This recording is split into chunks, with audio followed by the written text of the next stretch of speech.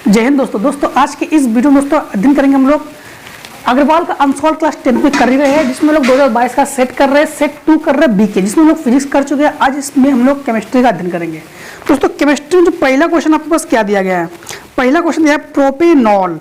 तो प्रोपेनॉल है तो प्रोपेनॉल सबसे पहले ध्यान देना, आप लोग लिखना है उत्तर, क्या लिखना है आपको, उत्तर एक का।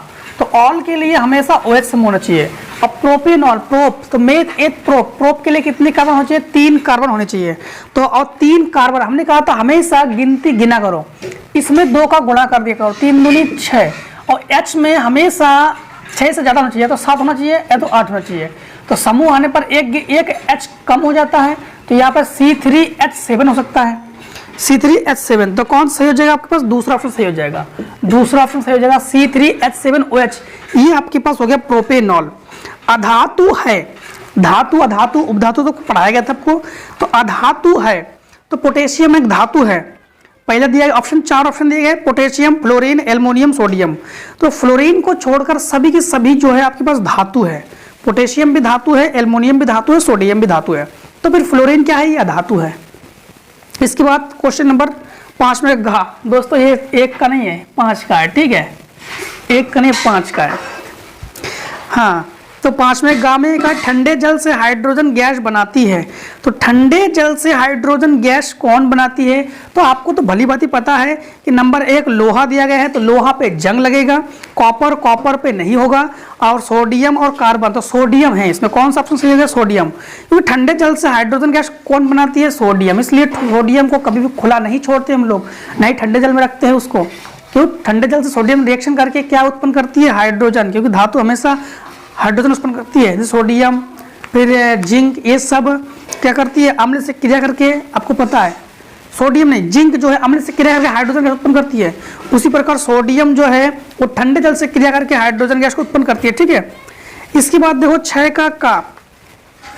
का में आपसे क्या कह रहा है कि 6 का में कह रहा है कि प्लास्टर ऑफ पेरिस बनाने की विधि एवं उपयोग लिखिए। तो देखो सबसे पहले आप लोगों को हेडिंग क्या डालना है, प्लास्टर ऑफ पेरिस, ठीक। तो किसमें है प्लास्टर ऑफ पेरिस, 6 का। तो आप लोग लिखोगे उत्तर 6 का। तो प्लास्टर ऑफ पेरिस को शॉर्ट फॉर्म में हम लोग जानते हैं POP, प्लास्टर ऑफ पेरिस। तो प्लास्टर ऑफ पेरिस बनाने की विधि, तो बनाने की विधि आप लोग लिखोगे बनाने की विधि। तो प्लास्टर ऑफ पेरिस बनाने की विधि एवं उपयोग। तो प्लास्टर ऑफ पेरिस जिप्सम से बनाया जाता है, प्लास्टर ऑफ पेरिस जिप्सम से, यानी जिप्सम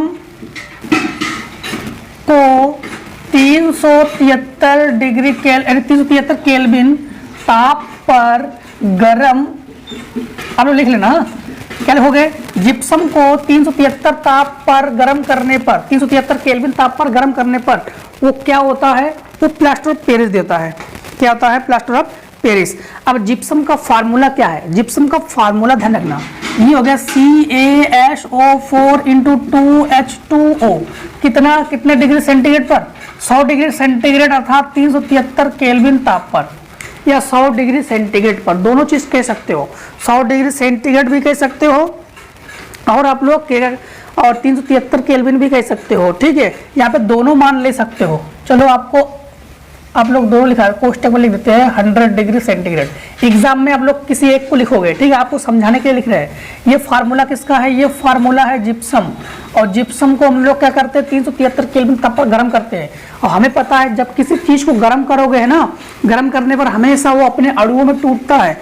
आप देख पा रहे हो कि ये इसमें जल है, तो जल तो वाष्प बनेगा ही और वाष्प बन के उड़ेगा ही, तो जल तो वाष्प बन के उड़ेगा, तो फिर भी थोड़ा बहुत जल रह जाता है। तो CaSO4 × 1/2H2O, ये है plaster of Paris, POP। Plus आप लोग देख पा रहे हो कि यहाँ पे 2 गुना जल है, तो आधा जल तो इसके पास है थोड़ा बहुत, तो 1.5 गुना जल जो है वो निकल गया है। 3/2H2O लिखो, या 1 सही 1/2H2O लिखो, ठीक है। इन्होंने ये और भी कहा है क्वेश्चन में कि प्लास्टर ऑफ पेरिस के उपयोग भी लिखिए। तो प्लास्टर ऑफ पेरिस के उपयोग क्या है, प्लास्टर ऑफ पेरिस का आप लोग जानते हो, जो मूर्तियां होती है ना, देवियों की मूर्तियों को बनाने में। इसके बाद टूटी हुई हड्डियों को जोड़ने के लिए प्लास्टर के रूप में हम लोग प्लास्टर ऑफ पेरिस का प्रयोग करते हैं। एंड डॉक्टर जो है वो टूटी हुई हड्डियों को जोड़ने में इसका प्रयोग करता है। इसके बाद गमले बनाने में, इसके बाद छतों को चिकनाई करने में इसका हम लोग प्रयोग करते हैं। ठीक है, इसके बाद क्वेश्चन नंबर 6 का खा। तो 6 का खा में पूछा गया रेडॉक्स अभिक्रिया को एक उदाहरण द्वारा समझाइए। ये तो आप लोगों ने सेट 1 में 2022 के सेट 1 में भी देखा है कि रेडॉक्स अभिक्रिया किसे कहते हैं। उसमें तो आप लोग पढ़ चुके होंगे सेट 1 में कि वह अभिक्रिया जिसमें उपचयन और अपचयन दोनों हो उसे रेडॉक्स अभिक्रिया कहते हैं। वह अभिक्रिया जिसमें उपचयन अपचयन दोनों हो। उपचयन किसे कहते हैं? जिसमें ऑक्सीजन जाकर जुड़ जाए। अपचयन किसे कहते हैं? जिसमें ऑक्सीजन हट जाए, उसे अपचयन कहते हैं। तो ये आप लोग देख चुके हो, जानते भी हो। ठीक है, मेंडलीव का आवर्त नियम इस सारणी की 2 विशेषताएं, ये भी आप लोगों ने फर्स्ट सेट में 2022 के सेट फर्स्ट बीजे में आप लोगों ने देखा है। मेंडलीव का आवर्त नियम हमने उसमें दोनों बताया था। मेंडलीव का आवर्त नियम क्या है? मेंडलीव के आवर्त नियम के अनुसार तत्वों को उनके रासायनिक और भौतिक गुणों के आधार पर उसके परमाणु भारों के आवर्ती फलन होते हैं। मतलब मेंडलीव ने तत्वों को क्या किया था? रासायनिक गुण और भौतिक गुण के आधार पर उनको जो है उनके भारों के अनुसार रखा। ठीक, तो आप लोग कैसे लिखोगे? मेंडलीव के आवर्त नियम हेडिंग डाल लोगे और लिखोगे मेंडलीव के आवर्त नियम में तत्वों के भौतिक तथा रासायनिक गुण उनके परमाणु भारों के आवर्ती फलन होते हैं। इन्होंने कहा इनकी 2 विशेषताएं लिखिए। तो विशेषताएं किसकी विशेषता है? मेंडलीव की आवर्त सारणी की विशेषता है। विशेषता नंबर 1 में आप लोग क्या लिखोगे कि आवर्त में तत्वों के धात्विक गुण, आवर्त और समूह आपको भी हमने पढ़ाया था। तो आवर्त में तत्वों के धात्विक गुण जो है, आवर्त में तत्वों के धात्विक गुण बाएं से दाएं जाने पर घटते हैं। नंबर 1 लिखोगे आप लोग, आवर्त में तत्वों के भौतिक गुण बाएं से दाएं जाने पर घटते हैं। ठीक है, इसके बाद आप लोग दूसरा पॉइंट लिखोगे, आवर्त सारणी में तत्वों की जो संयोजकताएं हैं बाएं से दाएं जाने पर मध्य तक तो बढ़ती है, इसके बाद घटती है। यानी मेंडलीव की जो आवर्त सारणी है उसमें हम लोगों ने ये देखा कि उनकी जो विशेषताएं में ये है कि तत्वों के जो भौतिक गुण है, तत्वों के जो धात्विक गुण है, भौतिक गुण नहीं धात्विक गुण है, तत्वों के जो धात्विक गुण है वो बाएं से दाएं जाने पर मतलब हम लोग इधर से इधर जाएंगे, तो इधर से इधर जाएंगे तो धात्विक, इधर से इधर जाने पर परमाणु क्रमांक तो बढ़ेंगे लेकिन धात्विक गुण जो है वो घटते हैं, धात्विक गुण वो घटते हैं। और आवर्त सारणी में तत्वों की जो संयोजकताएं है वो मध्य तक तो बढ़ती है, संयोजकताएं मध्य तक तो बढ़ती है और इसके बाद घटती है। संयोजकता के बारे में तो हमने आपको सिलेबस में पढ़ाया था, संयोजकता किसे कहते हैं आप लोग जानते हो। इसके बाद साथ में कार्बन की सर्वतोमुखी प्रगति को स्पष्ट कीजिए। तो कार्बन की सर्वतोमुखी, तो आप लोग क्या डालोगे? उत्तर साथ में का हेडिंग डालोगे कार्बन की सर्वतोमुखी, कार्बन की सर्वतोमुखी। एक चीज का विशेष ध्यान रखना, जो हम समझा रहे हैं ना, जो हम बोल रहे हैं यही कॉपी में हम लोग लिखते भी जाना, यही आप लोग कॉपी में लिखते जाना, यही इसका आंसर है जो हम समझा रहे हैं। ठीक है, सबसे पहले आप लोग क्या लिखोगे? कार्बन की सर्वतोमुखी प्रगति।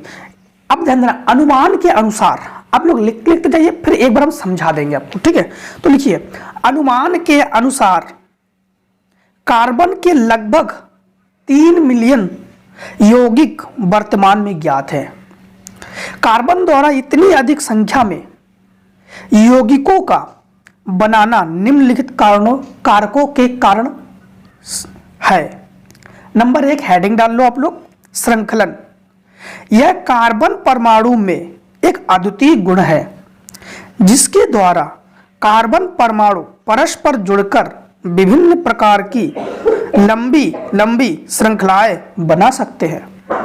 नंबर 2 पे आप लोग हेडिंग डाल लेनी है, संयोजी कार्बन, चतुष्संयोजी कार्बन।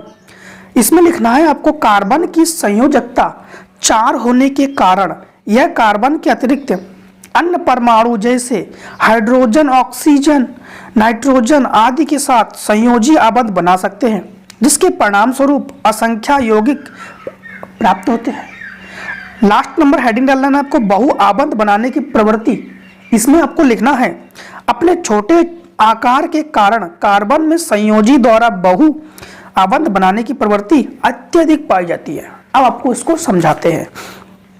कार्बन की सर्वतोमुखी, सर्वतोमुखी का मतलब है कार्बन के कितने मुख है, कार्बन के सभी मुखों के बारे में वर्णन कीजिए, सभी मुखों के बारे में वर्णन कीजिए।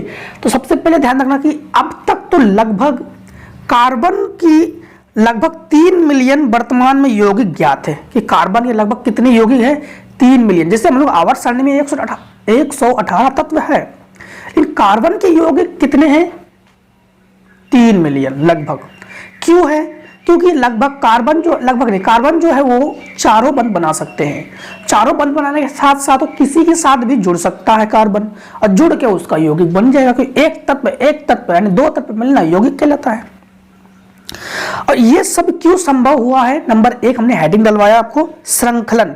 श्रृंखला जानते हो, जिसको हम लोग अंग्रेजी में चेन रूल कहते हैं ना, हम लोगों ने आईपीएससी नाम में पढ़ा था चेन रूल।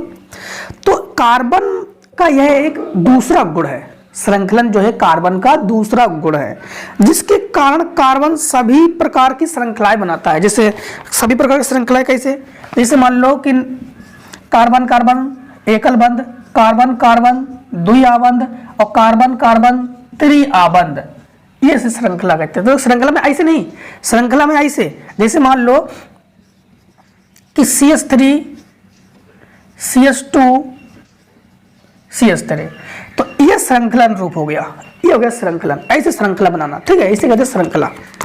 इसके बाद हमने आपको हेडिंग डलवाया है चतुष्संयोजी कार्बन। तो कार्बन की संयोजकता 4 होती है। 4 क्यों होती है, क्योंकि कार्बन ही एक ऐसा तत्व है जिसके वो एकल बंध द्वारा यानी 4 बंध बनाते हैं। कार्बन के 4 बंध संभव है, ठीक है। और ये 4 बंध के कारण किसी के साथ भी जुड़ सकता है, हाइड्रोजन के साथ, ऑक्सीजन के साथ, नाइट्रोजन के साथ आदि के साथ ये जुड़कर चतुष्संयोजी बना लेता है, ठीक है। इसके बाद बहुआबंध बनाने की प्रवृत्ति, क्योंकि बहुआबंध बनाने की प्रवृत्ति का मतलब है कार्बन का आकार छोटा है, छोटे आकार का बंध बहुत मजबूत होता है, हमेशा ध्यान रखना।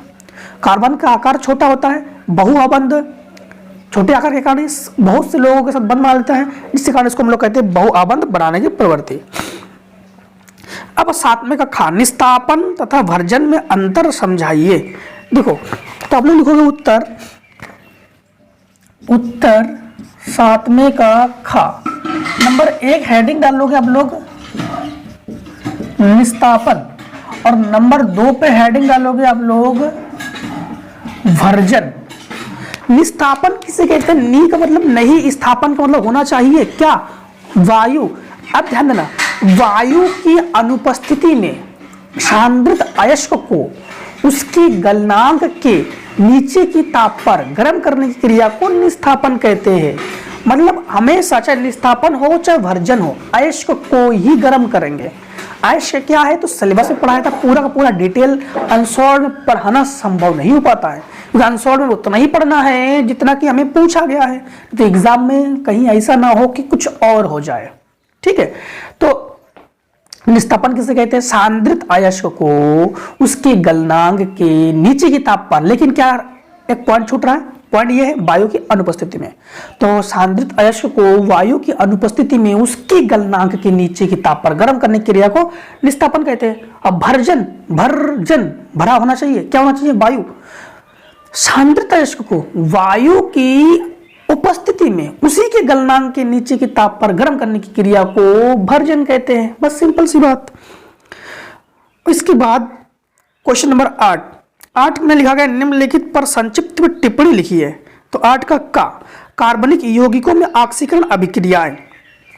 तो आपको हेडिंग डाल लेना इस प्रकार से, सबसे पहले लिखोगे हम लोग उत्तर 8 में का 8 में का में लिखोगे कार्बन यौगिकों में ऑक्सीकरण अवस्था है। तो हम लोग हेडिंग क्या डालोगे इसमें, कार्बनिक यौगिकों में ऑक्सीकरण अवस्थाएं।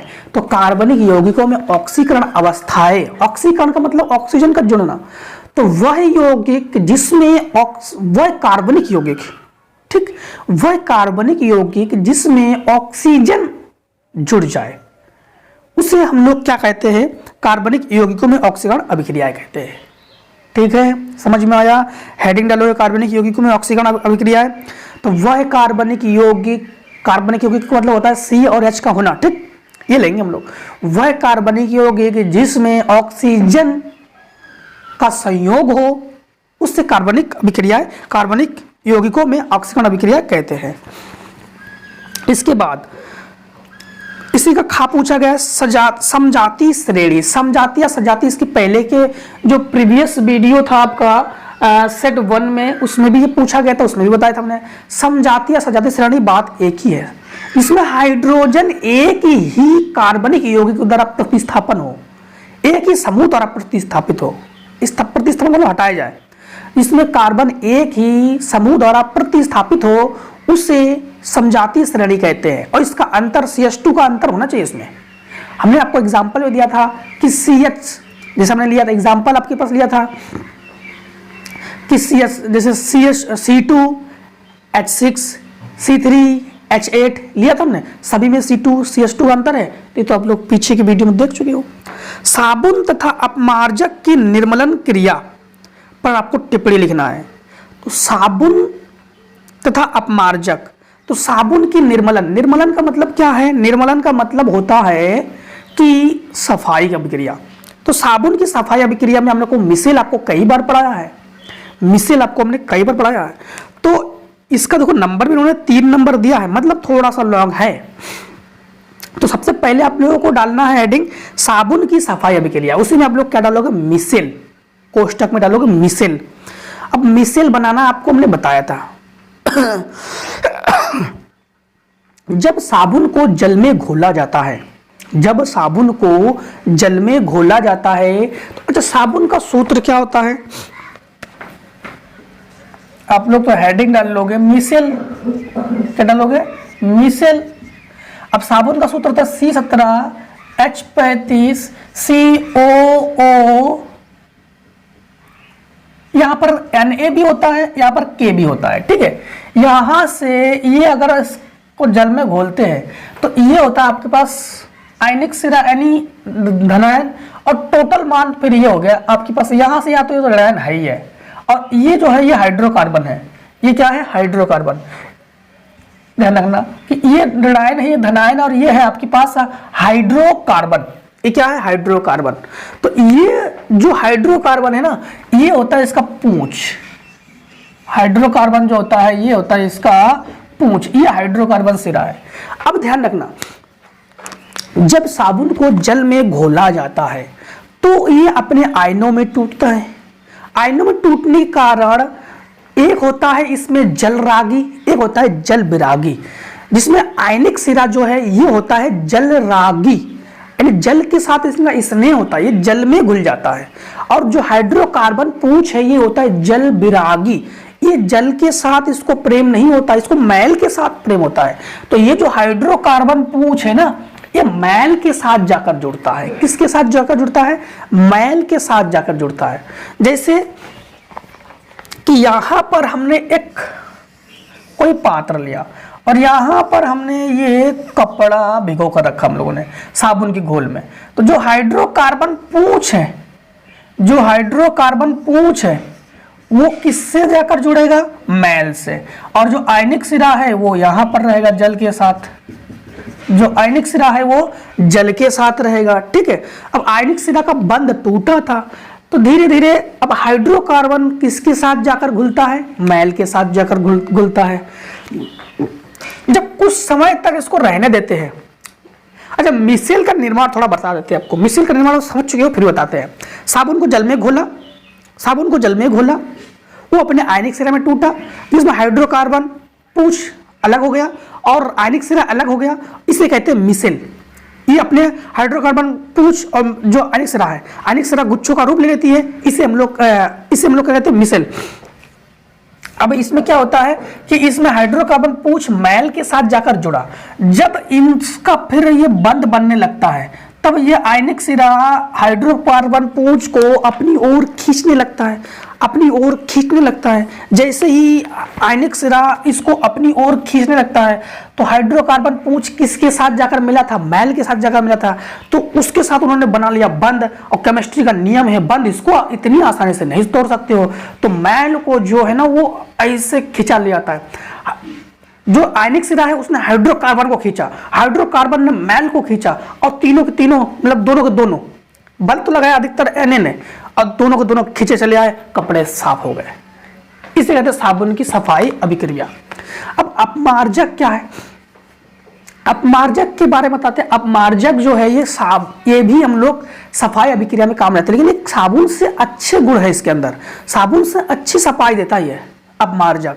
अपमार्जक में सामान्यता होते क्या क्या है, ध्यान रखना कि सामान्यता Ca2 पॉजिटिव, Mg2 पॉजिटिव, ठीक, ये दोनों होते हैं। जो अपमार्जक है, अपमार्जक भी एक सफाई अभिक्रिया है, साफ कपड़े वगैरह साफ करने के लिए, ऐसे ही साबुन से अच्छा गुण है इसके अंदर। इसमें क्या होता है कि Ca2 पॉजिटिव, Mg2 पॉजिटिव आपस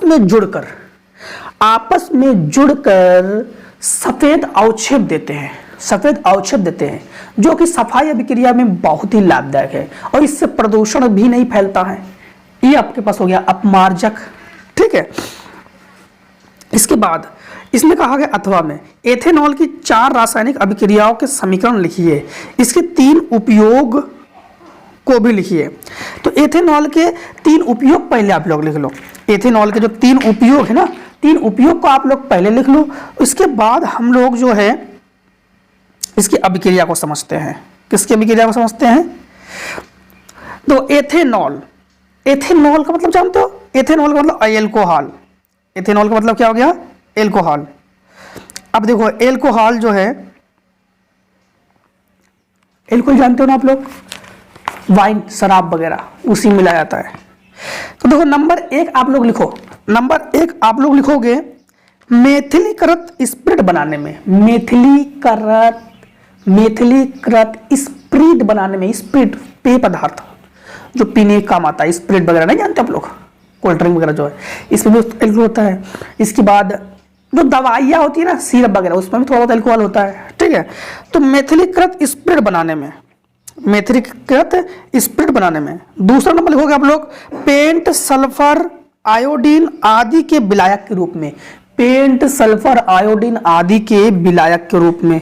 और थर्ड नंबर यानी लास्ट नंबर आप लोग लिखोगे क्लोरोफॉर्म बनाने में। क्लोरोफॉर्म जानते हो, पिक्चर में देखा होगा आप लोगों ने कि ऐसे मुंह पे रुमाल पे डालते हैं और वो बेहोश, क्लोरोफॉर्म। तो क्लोरोफॉर्म बनाने में। इसके बाद गोंद बनाने में, गोंद वही जो कापी की तरफ चिपकाते हो आप लोग, गोंद बनाने में। इसके बाद आप लोग मेथिलीकृत स्प्रिट बनाने में, शराब बनाने में, ये सब कर लो। अब इसके 4 रासायनिक गुण। तो एथेनॉल, एथेनॉल कितने कार्बन होने चाहिए? 2 कार्बन होने चाहिए, ठीक है। तो देखो 4 रासायनिक गुण, तो 4 रासायनिक गुण नंबर 1 हम यहां लिखते हैं। एथेनॉल का फार्मूला क्या है? सबसे पहले तो आपको ये पता होना चाहिए, C2H5, ठीक है। क्या होता है? C2H5OH, ये एथेनॉल का फार्मूला होता है। तो सबसे पहले हम लोग 4 रासायनिक समीकरण पूछा गया है। नंबर 1 में हम लोग H2SO4 से अभिक्रिया कर रहे हैं, H2SO4 सल्फ्यूरिक अम्ल है। C2H5OH ये एथेनॉल हो गया, प्लस रिएक्शन कर रहे हैं H2SO4। रिएक्शन के दौरान बनेगा क्या? सबसे पहले एक चीज का ध्यान रखना, इसके पास 2 H है, इसके पास 2 H है, तो इसको 2 H को हम लोग ऐसे लिख सकते हैं, H और H, क्योंकि यहाँ का ये OH और इसके H के साथ जाकर जुड़ेगा तो क्या बन जाएगा? H2O बनेगा। क्या बनेगा आपके पास? H2O। अब बाकी C2H5HSO4 ये आपस में जुड़ेंगे, ये जो है आपस में जुड़ेंगे, तो देखो क्या होगा तुम्हारे पास, ये तो बनेगा आपके पास C2H5HSO4, C2H5HSO4 और प्लस ये दोनों मिलकर हो गया H2O। ये क्या है? Ethyl hyposulphate, ethyl hyposulphate. दूसरा रिएक्शन देखो इसका, दूसरा रिएक्शन, प्रथम रिएक्शन में हम लोगों ने किसके साथ अभी क्रिया करवाया? प्रथम रिएक्शन में हम लोगों ने सल्फ्यूरिक अम्ल के साथ इसका रिएक्शन करवाया, ठीक है। अब हम लोग इसका रिएक्शन करवाते हैं, ध्यान रखना कि रिएक्शन अब करवाएंगे हम लोग ऑक्सीजन से। इसका किससे करवाएंगे? ऑक्सीजन से। हाँ, तो देखो C2H5OH प्लस किसके साथ रिएक्शन करवा रहे हैं हम लोग? ऑक्सीजन के साथ करवा रहे हैं। किसके साथ करवा रहे हैं? ऑक्सीजन के साथ। ऑक्सीजन का फार्मूला क्या आता है? O2। रिएक्शन के दौरान इसका C जो है इस O के साथ जाके जुड़ेगा, तो C और O क्या हो जाएगा? CO2। अब H और O ये H मिलकर क्या बनेगा? H2O। अब इसका करते हैं बैलेंस, इसका हम लोग क्या करते हैं? बैलेंस, ठीक है। तो ध्यान रखना कि इसमें आप लोग कर लो 3 का गुणा, इसमें आप लोग कर लो 3 का गुणा और इसमें कर लो आप लोग 2 का गुणा और जरा बैलेंस को मिलाओ पहले। C2 तो C2 ये हो गया, ठीक है। H5 और एक 6 तो H यहां पर ये हो गया 6, ठीक। अब यहां पर O है 3 दूनी 6, O है 2 दूनी 4 और 7, तो 7, तो ये बैलेंस हो गया। कितने रिएक्शन पूछे गए? 4 रिएक्शन पूछे गए। एक रिएक्शन हम लोग यहाँ पर और एक कर देते हैं, एक रिएक्शन आपका और एक कर देते हैं। यहाँ पर आप लोग ने किसके साथ? किसी के साथ भी क्रिया कर सकते हो। अब हम लोग C2H5OH ये क्या है आपके पास? एल्कोहल, इसी क्रिया करवा रहे हैं Na के साथ। जब Na के साथ करवाएंगे ना सोडियम के साथ, आपको पता है कि C2H5OH ये ऋणायन है और ये धनायन, ऋणायन धनायन आपस मिलता है, तो ये आपके पास क्या बनेगा? ध्यान रखना Na किसके साथ जुड़ सकता है? NaOH के साथ जुड़ सकता है, ठीक है। और Na जो है इसके साथ भी C2H5 के साथ भी जुड़ सकता है, तो ये जाएगा C2H5 क्या हो जाएगा आपके पास? C2H2 नहीं होगा, C2H5 समझना, ये हो जाएगा C2H5ONA, C2H5ONA और H अलग हो जाएगा, तो ये हो जाएगा H2, ये क्या हो जाएगा? H2, ठीक है। अब इसका जब बैलेंस करेंगे, तो बैलेंस करते समय इसमें 2 का गुणा कर देंगे और इसमें 2 का गुणा कर देंगे, तो ये पूरा का पूरा बैलेंस हो जाएगा। एक रिएक्शन और बचा है, एक रिएक्शन हम लोग यहाँ लिख देते हैं, ध्यान रखना कि यहाँ लिख देते हैं 4 रिएक्शन।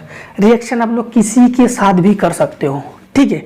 रिएक्शन आप लोग जो है वो किसी के साथ भी कर सकते हो, कोई दिक्कत नहीं। अब हम लोग इसकी क्रिया कर रहे हैं एथेनोइक अम्ल के साथ, तो C2H5OH प्लस CH3COOH रिएक्शन के दौरान आपको पता है कि C2H5OH इसका बंध टूटता है यहाँ से CH3COOH, H का बंध केवल H टूटता है यहाँ पर। अब H और OH ये तो मिलकर आपके पास क्या बनेगा? H2O बनेगा और ये क्या हो जाएगा आपके पास?